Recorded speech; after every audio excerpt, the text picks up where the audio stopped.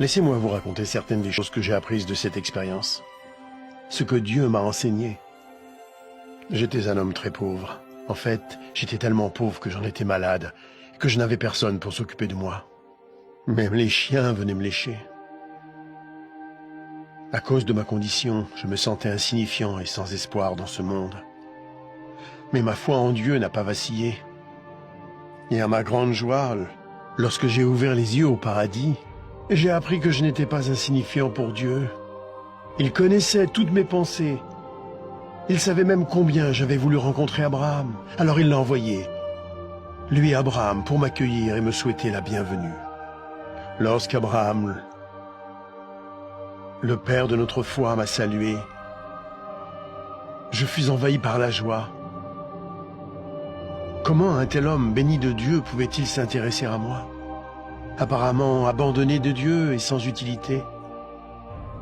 Vous êtes-vous déjà senti ignoré, oublié, insignifiant? Dieu ne vous a pas oublié.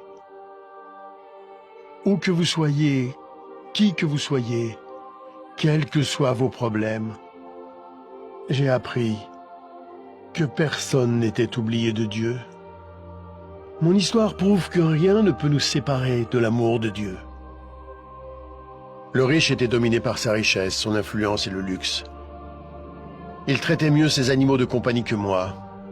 Il aimait les biens de ce monde et en a profité pendant toute sa vie.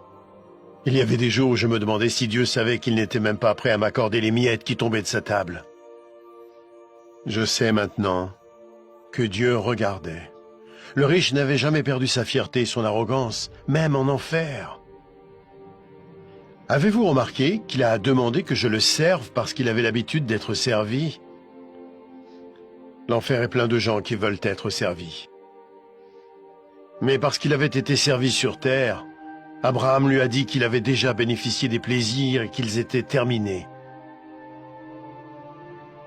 J'ai appris comme il est important pour Dieu que nous servions les autres sur terre. Plus spécialement ceux qui sont faibles et qui souffrent. Mon histoire illustre la façon dont Dieu veut que nous utilisions notre argent, nos biens et notre influence. Il est clair qu'une courte période nous est accordée sur terre pour tester la façon dont nous utilisons ce que Dieu nous accorde, pour nous-mêmes ou pour les autres.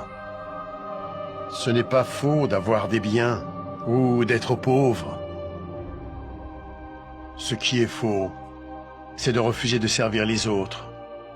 Jésus-Christ a dit que même lui était venu servir, non pour être servi.